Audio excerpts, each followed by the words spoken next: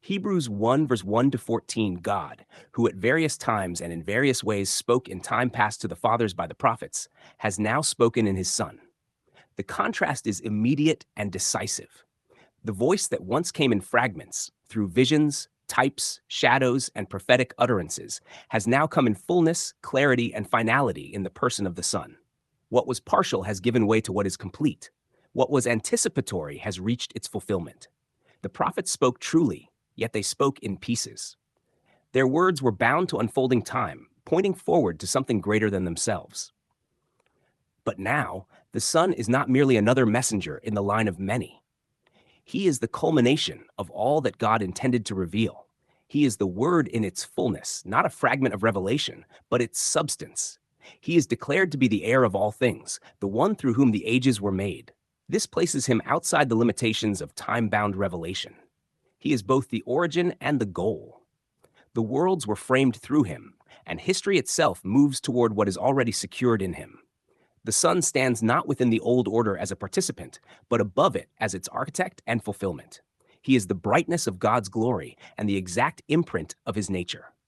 There is no distance between God and his expression in the Son. What God is, the Son is.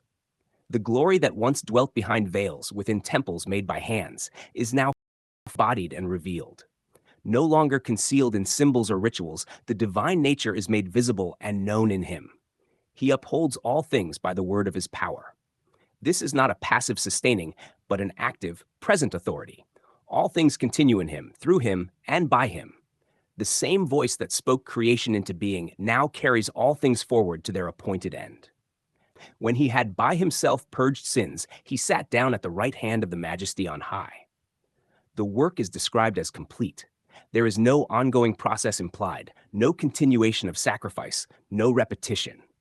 The purification of sins is accomplished, not awaiting fulfillment, but declared finished. His seating signifies rest, not inactivity, but the completion of what was necessary.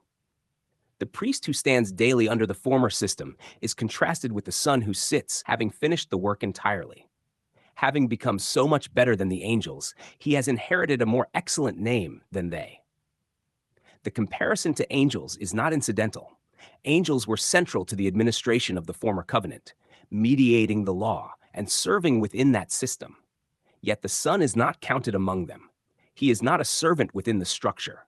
He is the one to whom the structure pointed. For to which of the angels did he ever say, "You are my Son, today I have begotten you"? The language of sonship establishes a unique relationship.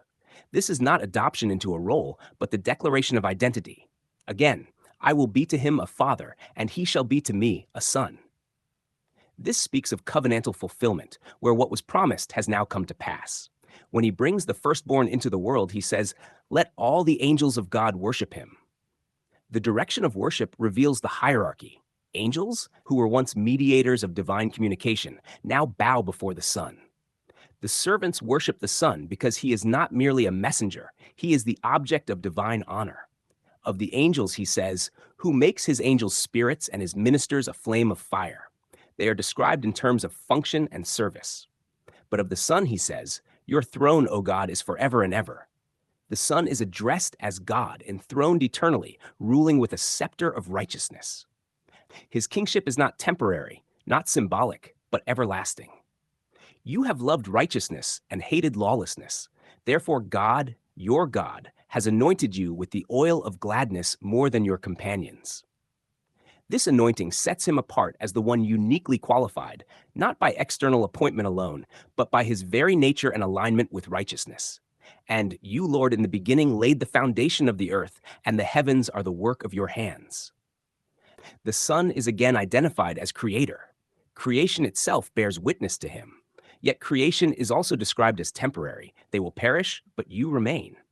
The created order, including the systems and structures associated with it, is subject to change and passing away, but the Son remains unchanged.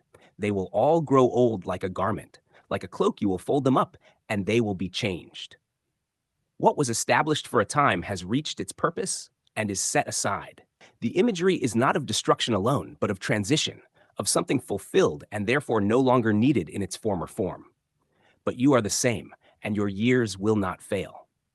In contrast to all that changes, the Son remains constant. His identity, his work, and his reign are not subject to decay or replacement.